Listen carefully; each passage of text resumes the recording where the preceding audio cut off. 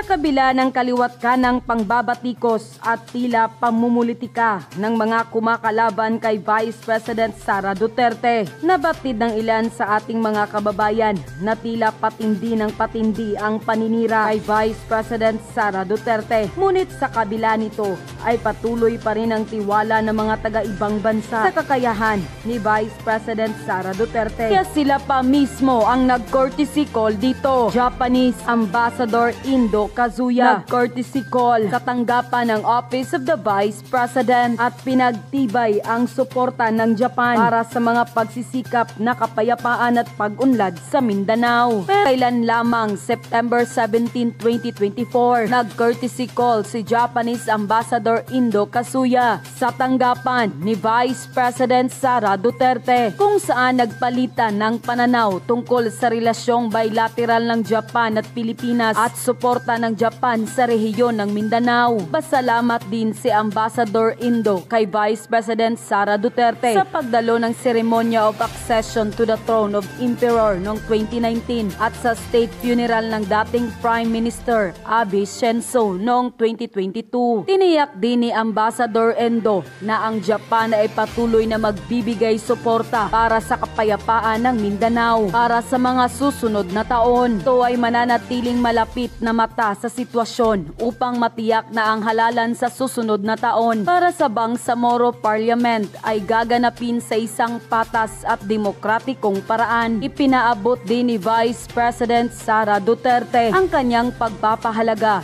sa mga proyektong kooperasyong pangkaunlaran ng Japan sa Mindanao at nagpahayag ng kanyang pasasalamat sa pangako ng Japan sa proseso ng kapayapaan sa Mindanao. At sa huli, nagkasundo sina Japanese Ambassador Indo at Vice President Sara Duterte na kapwa palakasin ang bilateral na relasyon sa pagitan ng Japan at Pilipinas. Ayon pa sa balita ng Mindavote, Vice President Inday Sara Duterte on Tuesday, September 17, expressed her gratitude to Japan for its support in Mindanao's development in the peace process. The Vice President and Japanese Ambassador to the Philippines, Endo Kazuya, meet on Tuesday to discuss the two countries' bilateral relations as well as the economic and peace process development in the Mindanao region. VP Duterte also conveyed her appreciation for Japan's development cooperation project in Mindanao and expressed her gratitude for Japan's commitment to the Mindanao peace process. The statement from the Japanese Embassy in Manila read, the statement also said that Endo also expressed Japan's support to the Mindanao region in the ongoing peace process there. Endo also affirmed that Japan will continue to provide support for the Mindanao peace process for the succeeding years, and it will keep a close eye to the situation to ensure that next year election for Bangsamoro Parliament will be held in a fair and democratic manner, the embassy said. First regional Bangsamoro parliamentary election will be held next year after the Bangsamoro Autonomous Region and Muslim Mindanao approved the Bangsamoro Electoral Code.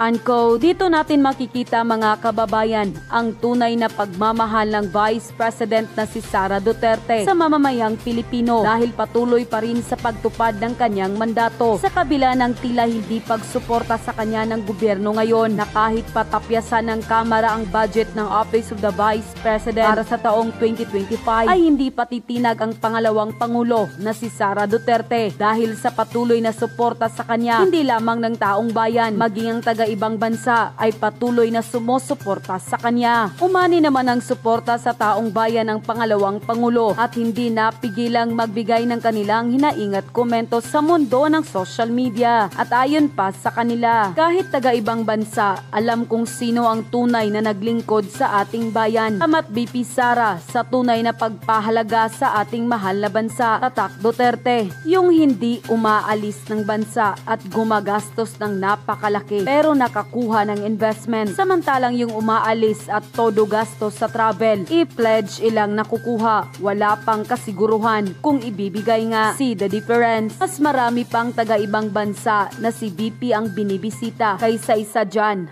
Duterte forever. Oh, ang galing talaga ni VP Sara. Palagi na lang pinupuntahan ng mga importanteng tao at hindi lang lokal, pati mga dayuhang opisyal ng gobyerno. Ang laki talaga ng tiwala nila kay VP Sara. Nakita siguro nilang mapagkakatiwalaan talaga si VP dahil talagang binibigyan nila ng panahon at oras na bisitahin ang kanyang opisina. Alam ko na ngayon bakit deserve ni VP Sara Duterte ng malaking budget. Dahil ang VP Sara masipag at totoong naglilingkod sa bayan. Kasi pati matataas na opisyal ng mga taga-ibang bansa, binibigyan talaga nila ng oras ang ating VP na bisitahin at dalawin ang opisina. Alam naman natin kung gaano kaimportante ang kanilang oras, lalo na't mga leader sila. Pero talagang naglalaan sila ng oras dito at nagbibigay din ng tulong. Siguro nakita nilang tunay na mapagkakatiwalaan ang ating VP Sara at bilib sila sa husay nito bilang isang VP.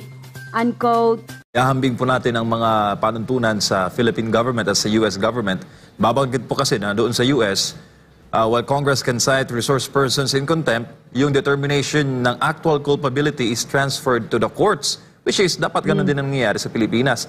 Mayroong nagtatanong ditong netizen na nakikita po ba ninyo na mukhang may nagkakaroon na ng trigger happy sa dispensing ng power, no, diyan sa mababang kapulungan in terms po sa pag-i-issue ng contempt orders?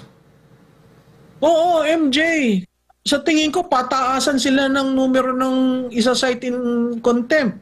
At ang sinang-cite in contempt ay karamihan very close to the former President Duterte. Nakita natin yan yung isang PNP na babae na halos umiyak na. Nakita natin yung isang commissioner ng Napolcom na talagang binastos, question, ang bilis mo ng promotion mo, etc., etc. I mean, it's really bordering in incredulousness na hindi mo maintindihan saan ba nyo gustong dalhin ito. Parang gusto nilang punahin lahat ng mga na-appoint, lahat ng mga associated kay President Duterte. So makikita mo, kaya lumalabas, politika. Kasi kung hindi yung politika, hindi dapat nagkaroon ng quad. Kung hindi yun politika, hindi dapat na i-refer yung privilege speech na wala namang walang kalatoy-latoy, i-refer sa committee.